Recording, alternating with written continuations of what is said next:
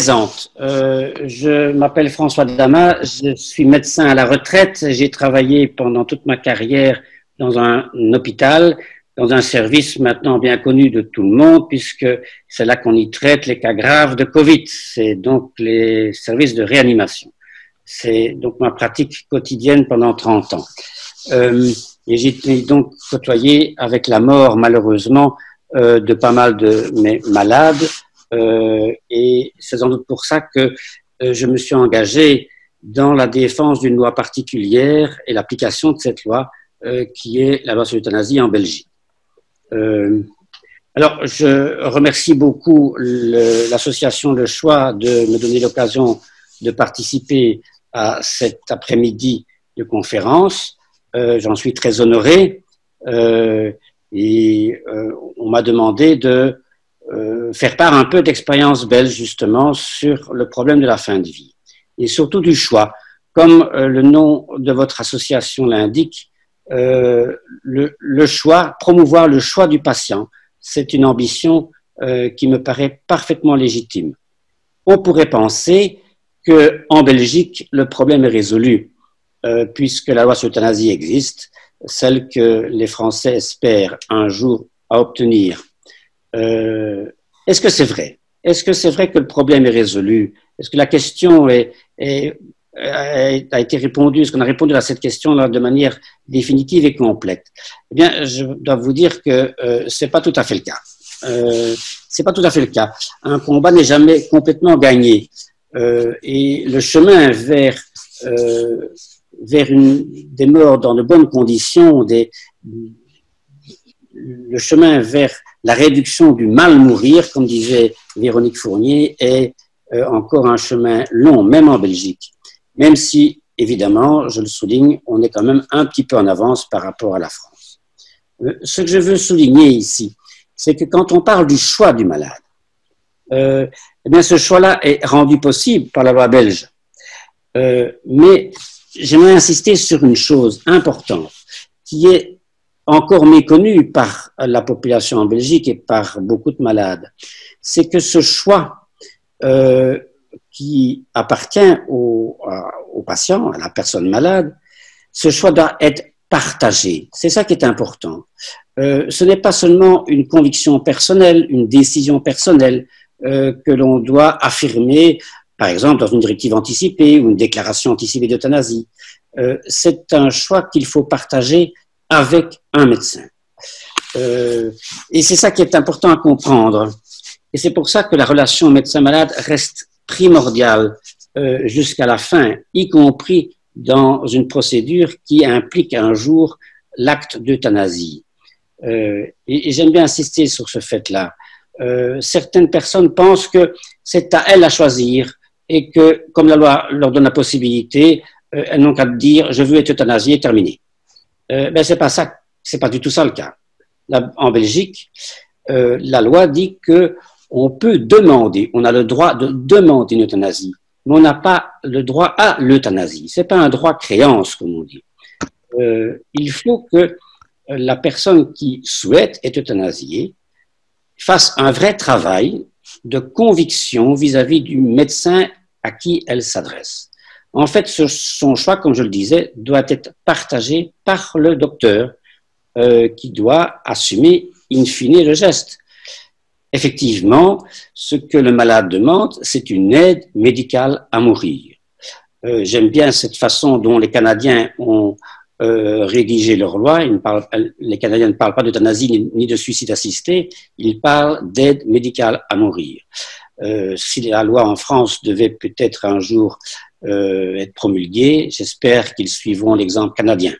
Enfin, c'est mon idée personnelle. Parce que le mot euthanasie n'est peut-être pas parfaitement adéquat, même si sur le plan étymologique, c'est parfaitement juste. Hein. Mais il y a une connotation historique qui est quand même un peu gênante. Je passe. Je veux dire que cette possibilité que la loi offre aux malades, c'est de demander l'euthanasie et d'en faire partager le choix aux médecins.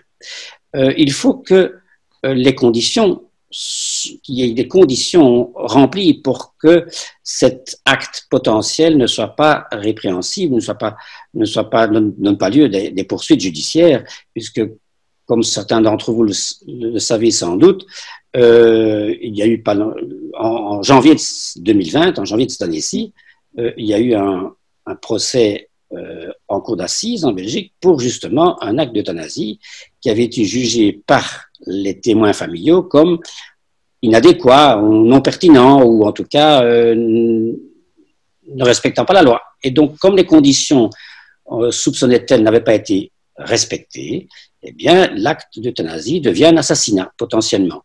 Et d'où le procès en cour d'assises. Donc, le choix du malade doit respecter des conditions. Ça, c'est important. Quelles sont les conditions? Je vous les rappelle, puisque vous n'êtes sans doute pas familier avec la loi belge. Elles sont simples, ces conditions. Il y en a trois conditions essentielles, et puis toute une série d'autres, des conditions de procédure. Ces conditions de procédure, je vais vite les citer, mais elles permettent de s'assurer que les trois conditions essentielles sont remplies. Les trois conditions essentielles, c'est d'avoir une demande claire, répétée, argumentée éventuellement par un patient capable, conscient, lucide, volontaire, sans pression extérieure. C'est donc le malade qui doit décider pour lui-même. Ce n'est pas la famille, ce n'est pas le soignant, ce n'est pas le docteur, c'est personne d'autre que le malade. Et ce malade fait une demande d'euthanasie parce que, c'est la deuxième condition, il souffre de manière importante, insupportable, constante, inapaisable, une souffrance, qu'elle soit physique ou psychique, dit la loi. Mais cette souffrance doit être bien réelle, et cette souffrance, elle doit être provoquée, troisième condition, par une maladie grave et incurable. Voilà les trois conditions. Il ne suffit pas donc d'avoir, malheureusement, pour beaucoup d'entre nous peut-être déjà, qui m'écoutaient éventuellement, il ne suffit pas d'avoir un sentiment de vie accomplie ou d'avoir une souffrance dite existentielle pour demander une euthanasie. Il faut une souffrance, mais provoquée par une maladie grave et incurable. Je peux revenir dans les discussions sur cette notion de maladie grave et incurable, si vous le voulez. Il y a ensuite toute une série de conditions, de formes de procédures. Je passe très vite là sur ces conditions de forme de procédure. C'est que la personne confirme par écrit à un moment donné qu'elle demande une euthanasie. C'est essentiel. 2, il faut que le médecin confronté à cette demande à un confrère de venir examiner et s'entretenir avec la patiente pour voir si les trois conditions essentielles sont bien remplies. Il faut que l'équipe soignante soit informée. Il faut que la famille, à moins que le patient s'y oppose, la famille soit aussi prévenue et puisse se positionner correctement dans cette procédure qui aboutira à un geste euthanasique. Voilà les conditions de forme de procédure essentielles. Je résume bien sûr. Mais sur quoi je veux insister, c'est pas suffisant. C'est pas suffisant de croire que je suis dans les conditions, j'ai droit à l'euthanasie. Il faut convaincre son médecin. Il faut donc convaincre son médecin de quoi? Mais que cet acte que je lui demande est bel et bien le meilleur dernier service à me rendre. C'est ça qu'il faut convaincre au médecin. Il faut que le médecin, en faisant cet acte, ait le sentiment qu'il ne sorte pas de sa déontologie et qu'il ait le sentiment toujours qu'il fait une bonne action, qu'il continue à faire une bonne action, qu'il continue à prendre soin du malade, transformer cet acte d'euthanasie en un dernier acte de soin. Ça, c'est important. Ça demande que le malade fasse un vrai, non seulement travail de conviction vis-à-vis de lui-même, mais aussi vis-à-vis du médecin, et pour qu'ensemble, les deux acteurs, médecin et malade, conviennent que c'est bel et bien le meilleur dernier service à rendre, que ce soit vraiment la dernière solution raisonnable, qu'il n'y en a pas d'autre. Ça veut dire que entre ce médecin, ce malade et ce médecin, le malade qui a l'initiative de la demande, le malade qui a l'initiative de déclencher cette procédure, établissent avec son médecin une véritable alliance. Il faut rechercher l'alliance avec son médecin, avec son professionnel de santé. C'est ça qui me paraît important et qui est curieusement ignoré de la part de la majorité des personnes qui songent à leur fin de vie. Je tiens personnellement une consultation sur la fin de vie et je reçois des personnes qui viennent spontanément me voir parce qu'elles ont des raisons X ou Y de venir me voir et de parler de leur fin de vie et d'envisager éventuellement l'euthanasie. Je leur pose la question, en avez-vous parlé avec votre médecin traitant? Oh non. Oh non. Pourquoi? Pour certaines d'entre elles, elles sont étonnées que je pose cette question. Mais c'est inimaginable. La première chose à faire, c'est d'avoir un médecin de proximité avec lequel on a établi un lien de confiance, qui doit devenir un lien d'alliance pour que cet acte soit rendu possible, puisque ça reste quand même un acte exceptionnel. Faire mourir quelqu'un, ça demande quand même un engagement peu banal. Et donc cet engagement-là, il est rendu possible s'il y a un lien d'alliance qui est construit. Et ça demande du temps, ça demande une construction. Et j'engage les personnes qui viennent me trouver, quand elles ont encore le temps devant elles de pouvoir construire ce lien, à le faire. Parce qu'une euthanasie, c'est pas simplement un acte d'administration d'une dose létale à quelqu'un. C'est pas ça, ça ne se résume pas à ça. C'est un véritable accompagnement et une construction commune entre le malade et son médecin, une construction commune d'un dernier parcours de vie qui aboutit éventuellement à un acte euthanasique.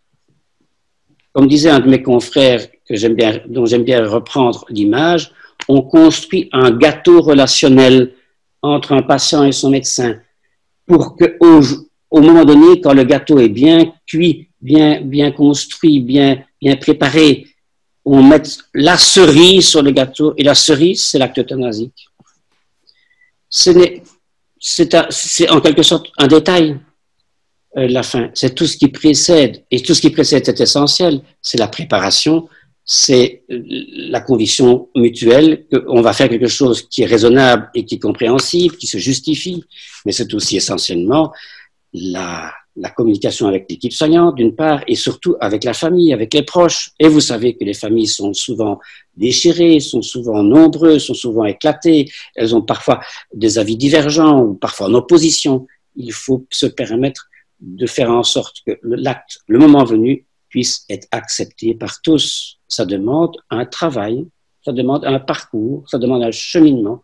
Et c'est ça qui est important, que le malade sache que lorsqu'il fait une demande d'euthanasie, ça le concerne évidemment, mais comme dans toutes les fins de vie, un malade ne meurt pas seul, il meurt entouré par les siens, il meurt entouré par sa famille. Il faut que cette famille puisse aussi être prise en charge par le médecin, par l'équipe soignante, et qu'il y ait vraiment une alliance, je répète ce mot, une alliance de la famille, de l'équipe soignante autour du malade pour aboutir un jour à un acte irrémédiable, définitif, mais qui se passe dans une ambiance apaisée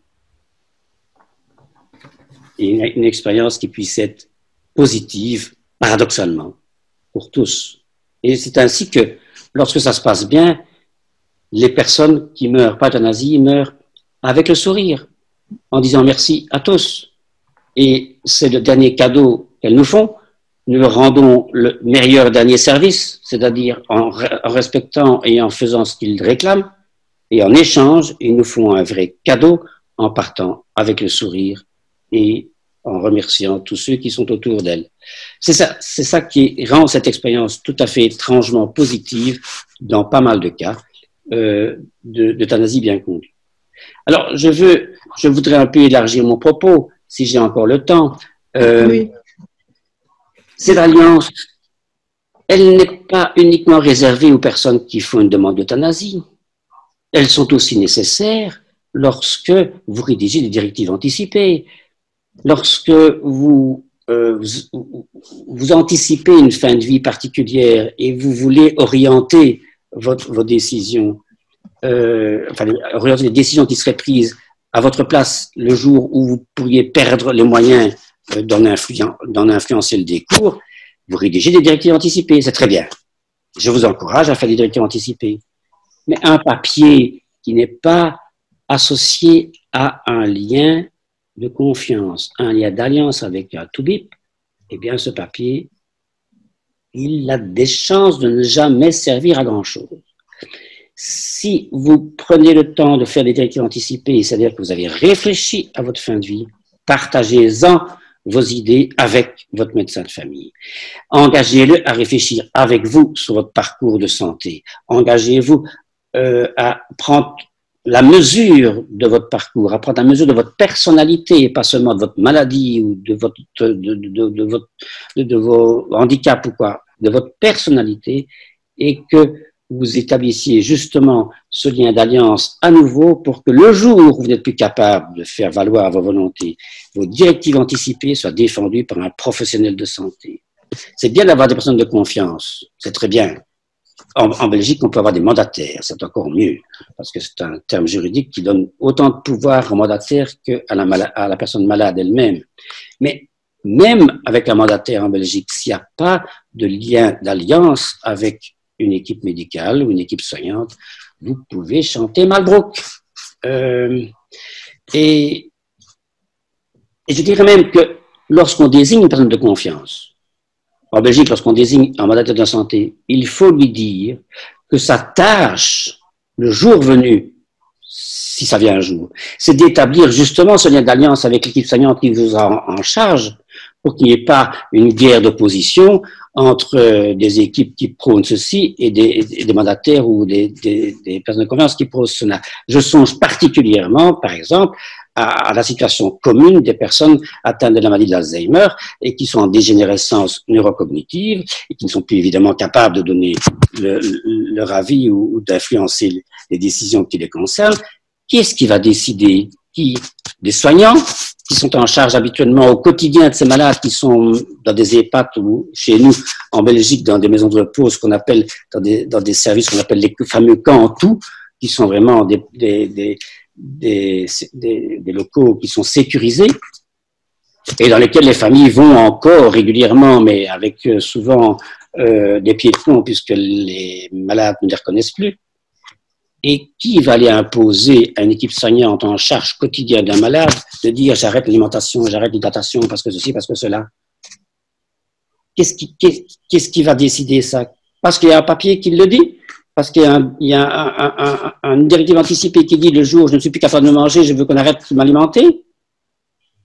Vous pensez que c'est quelque chose qui est imposable à une équipe soignante s'il n'y a pas au préalable une construction d'une alliance de savoir qui est la personne, qui est sa personnalité, quel est son chemin, quel est son parcours, et de motiver, de mobiliser l'équipe soignante à respecter la personne dans ses directives anticipées. Mais là, il faut vraiment un lien de confiance fort pour que le jour venu, le jour où on pense que c'est devenu pertinent, on applique les directives anticipées d'une personne atteinte de la maladie d'Alzheimer. Sinon, c'est comme si on chantait Malbrook. Voilà un peu le message important que je voulais faire passer à l'occasion de cet après-midi de conférence. Je pourrais parler bien sûr des heures, mais je pense qu'un message essentiel, c'est celui-là. Et je pense que c'est celui-là essentiel pour que je puisse m'arrêter et éventuellement répondre à vos questions. Je vous remercie en tout cas de m'avoir écouté. Merci François.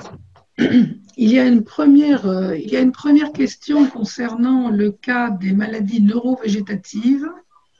Donc, une fois le diagnostic établi, en supposant qu'on ne le cache pas au patient, comment savoir quel est le bon moment pour partir alors que la mort est loin d'être imminente? Eh ben voilà, c'était bien justement le dernier propos de mon intervention. Oui. Vous avez quelqu'un qui est en état végétatif. Hein. Nous parlons d'état végétatif. Parlons de l'affaire du cas du malheureux Hervé Pierrat. Je sais que sans doute ses parents sont là. Ils ont appliqué la loi. Ils ont appliqué la loi et ça leur a été très difficile d'imposer à une équipe soignante la décision d'arrêter l'alimentation et l'hydratation. Même chose pour l'affaire Vincent Lambert. Pour finir, là c'était l'opposition familiale qui posait problème. C'était pas ni l'équipe soignante ni la personne la plus proche de Vincent qui était son épouse. On sait toutes les péripéties de cette affaire qui n'est pas encore terminée puisqu'il y a un article dans Le Monde hier à ce propos.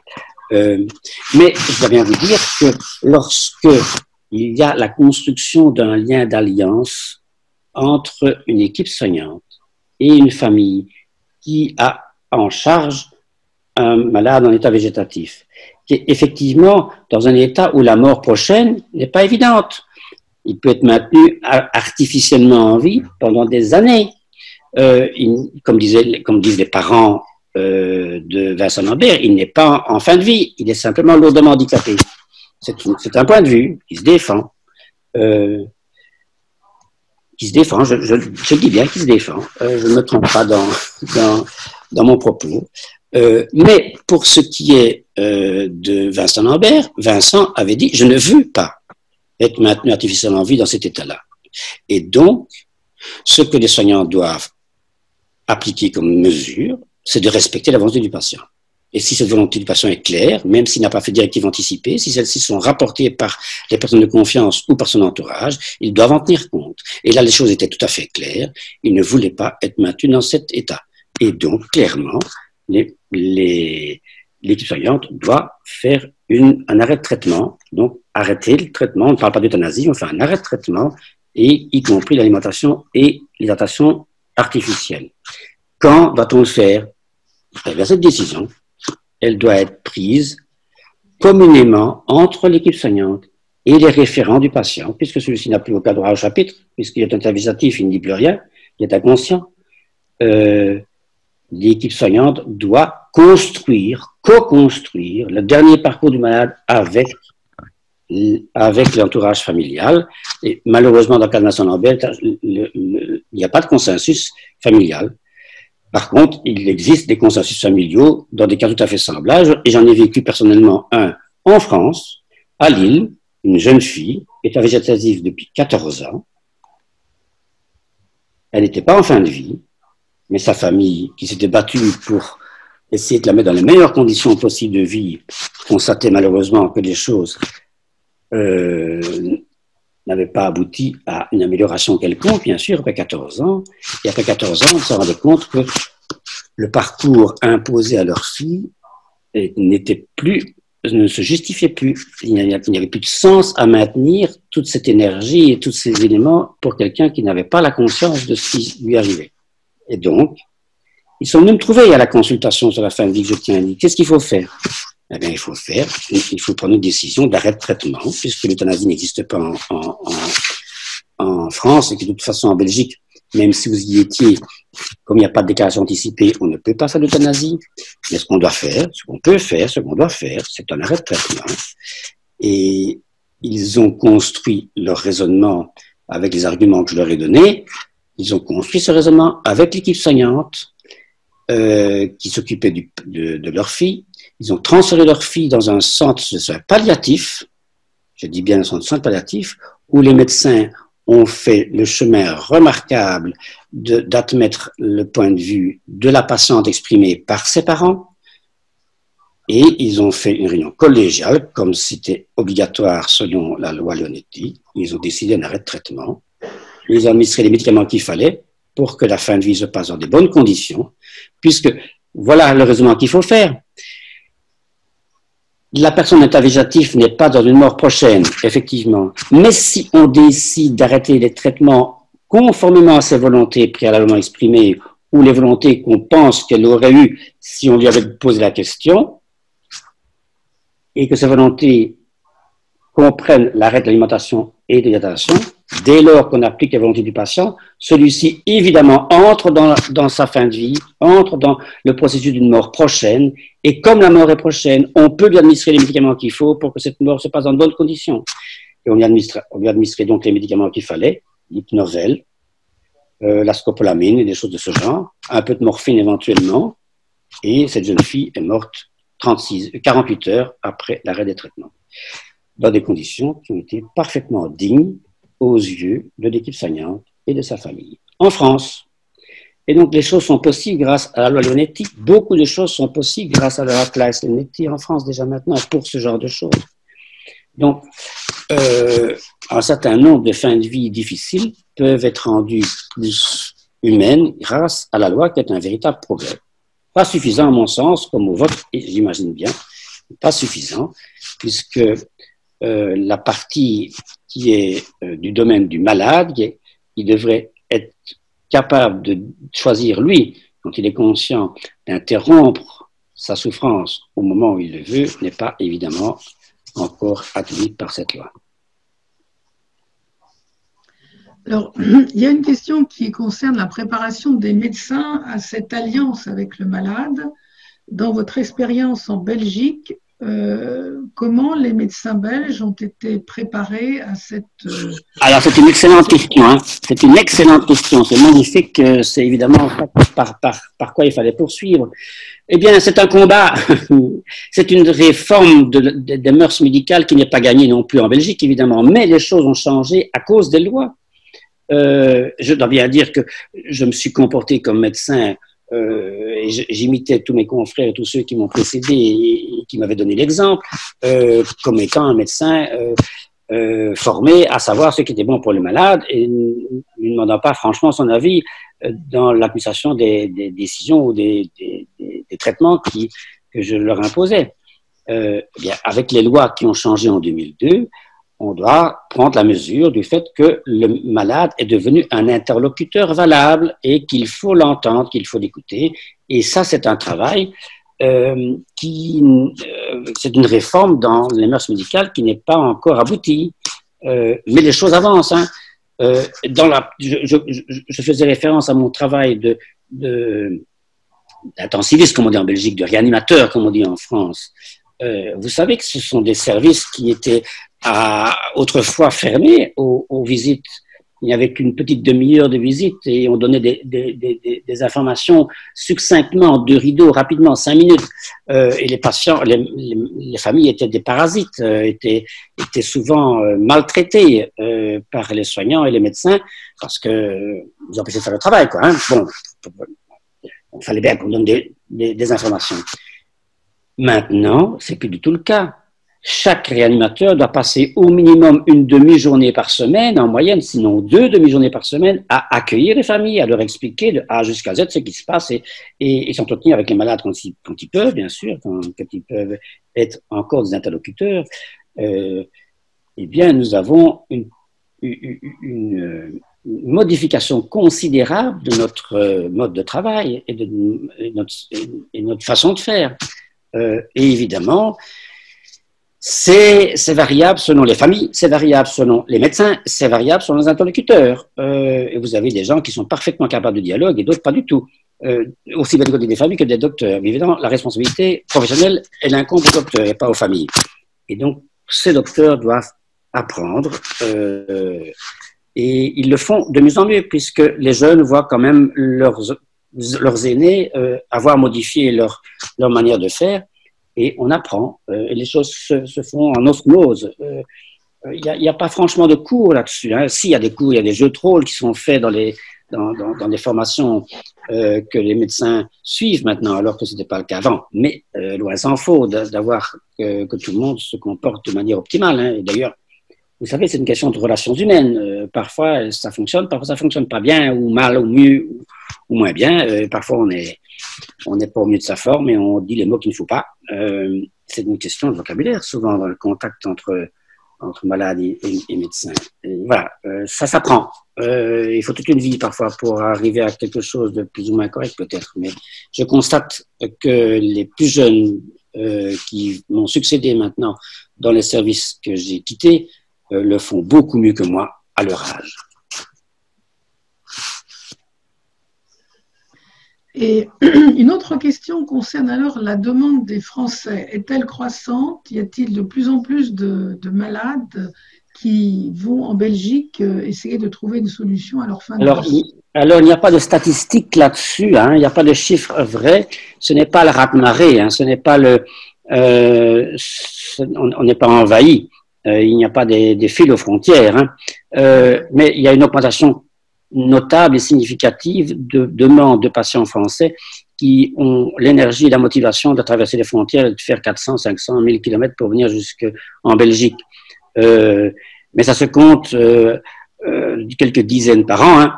Enfin, un peu plus pour ceux qui font la démarche, mais pour ceux pour lesquels un acte euthanasique est réalisé, je pense que l'année passée, en 2019, il y a eu de l'ordre entre 30 et 40 personnes venant de France qui ont été euthanasiées en Belgique.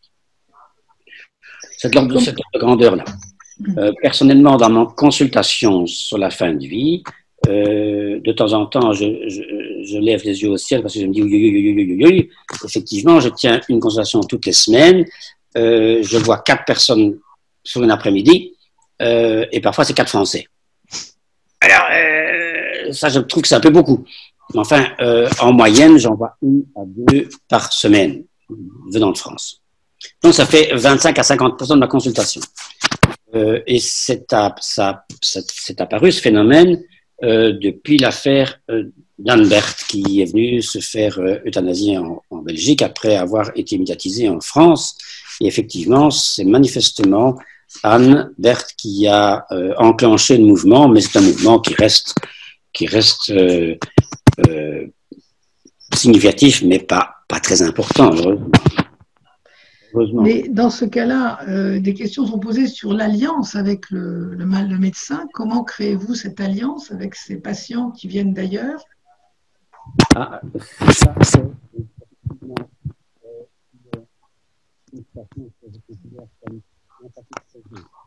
On n'entend plus. Cette situation est malheureusement insatisfaisante. Il faut bien se rendre compte. Dans une situation optimale, c'est le médecin de proximité qui accompagne son malade pas à pas au cours de la dernière période de sa vie et qui discute de la manière de partir et qui un jour convient que l'euthanasie est un acte raisonnable et qu'à un moment donné, on passe à l'acte. On choisit de manière pertinente le moment à réaliser l'acte. Donc, de manière optimale, cela veut dire que c'est le médecin de famille, c'est le médecin de proximité, celui qui va au domicile du malade, qui accompagne son patient. C'est ça, la co-construction du dernier parcours de vie. Or, ceux qui viennent de France, je ne peux pas les accompagner toutes les semaines, aller les voir chez eux, voir comment ça va. Et effectivement, je suis d'accord de prendre en charge des patients venant de France pour des actes d'euthanasie, et uniquement alors dans des conditions où les choses sont parfaitement claires, où le diagnostic ne fait pas l'ombre d'un doute, où c'est une maladie grave et incurable, inattaquable, et pas dans des problèmes un peu difficiles, souvent un peu psychiques ou socio-psychiques. Et là, je leur dis que je suis incapable de les prendre en charge, puisque là, la relation d'alliance est impossible à construire à 600 000 km de distance.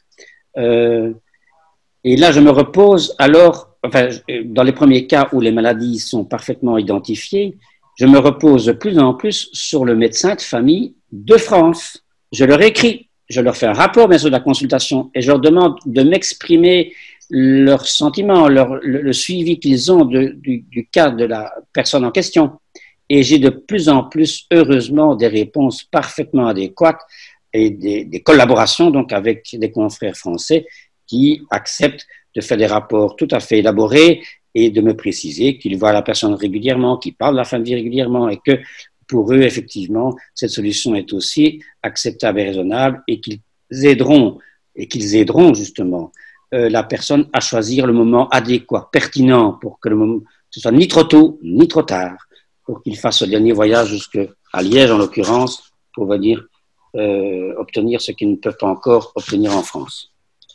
Mais malheureusement, souvent encore, j'éprouve cette situation bancale du fait que je n'ai pas pu accompagner un patient et faire une euthanasie chez quelqu'un que j'ai vu une fois ou deux ou avoir des relations épistolaires ou par courriel, c'est pas assez. Mais bon, j'assume pour certaines personnes parce que la situation est tellement claire que là, je veux bien encore passer à l'acte. Mais c'est bancal, parce que j'ai pas pu rencontrer la famille avant, parce qu'il y a plein de choses qui n'ont pas pu être construites, justement, pour que les choses soient optimales. Mais bon, voilà. Je le fais quand même pour certains d'entre eux. Une dernière question concernant l'élaboration de la loi en Belgique.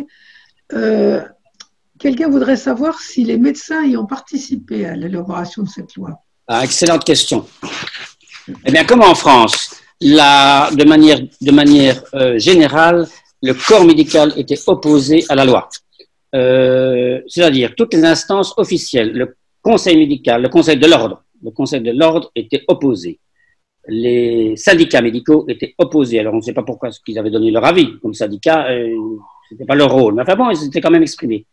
Les écoles de médecine n'ont pas du tout appuyé la loi, sauf une, celle de l'Université libre de Bruxelles, dans sa partie francophone et dans sa partie flamande. C'est la seule école de médecine qui s'est prononcée pour la loi. Mais de manière générale, les instances médicales étaient opposées, et l'ordre en premier lieu. Un certain nombre de médecins, néanmoins, se sont exprimés dans la presse pour dire qu'ils étaient favorables. Et des sondages ont montré que un certain nombre d'entre eux, et non négligeables, étaient favorables à une loi. Mais ils étaient quand même, dans leur majorité, assez hésitants à se prononcer. Et même ceux qui étaient favorables à l'idée d'euthanasie étaient généralement contre la loi parce qu'ils trouvaient que c'était l'irruption du juridique dans leur pratique médicale et que c'était pour eux inadmissible. Ils savaient très bien quand même faire. On sait quand même ce qu'il faut faire, hein, quand même. Hein, nous sommes des docteurs. Et donc les juristes bas les pattes. Ça, c'était la réaction épidermique. Et lorsque la loi a été discutée au Parlement, on a fait venir toute une série d'experts. Il y a eu parmi ces experts des juristes, des patients, des représentants d'associations et évidemment des docteurs. Et bien, la majorité d'entre eux, je vous prie quoi, la majorité d'entre eux étaient opposés à la loi, bien sûr. Hein. C'est impraticable, 36 arguments que vous connaissez bien. On ne peut pas légiférer de manière générale sur des cas qui sont toujours particuliers. C'est un argument qui me laisse pantois de bêtises. On est tous des cas particuliers, donc on peut pas légiférer. C'est malin. Tiens. Quand on prend ma voiture, c'est un cas particulier, mais je dois respecter le code de la route. Hein. Bon, c'est invraisemblable. C'est ce genre de conneries. Eh bien, les docteurs disaient ça aussi. Mais heureusement, la loi est quand même passée sur des conditions qui ont été heureuses, faut-il le dire. Mais voilà. Je ne dois pas être très fier, de manière générale, du caractère progressiste du corps médical dans son ensemble, dans l'expression en tout cas qu'il en a eu à cette occasion. Mais il faut dire que ce n'était pas neuf par rapport à d'autres problèmes, c'était la même chose. Hein. Pour terminer, il y a une demande de clarification. Vous avez parlé d'une consultation de fin de vie à Lille et ça semble surprendre plusieurs personnes. Oui, la consultation de fin de vie, c'est à Liège que je la tiens. Mais c'est à Liège, d'accord. Voilà. Le cas que je présentais, c'est un cas qui s'est passé à Lille, du côté de Lille, et qui a donné lieu à une réunion multidisciplinaire, une réunion collégiale, hein, une décision collégiale, s'agissant de cette personne qui est en état végétatif. D'accord. Donc ce n'est pas à Lille. Non, la consultation sur la fin de vie, il y en a quelques-unes en Belgique francophone, et dont la mienne à Liège, oui. Je ne suis pas le seul, hein. Je ne suis pas le seul. Alors, je crois qu'il est temps de passer la parole au docteur Erika Présig.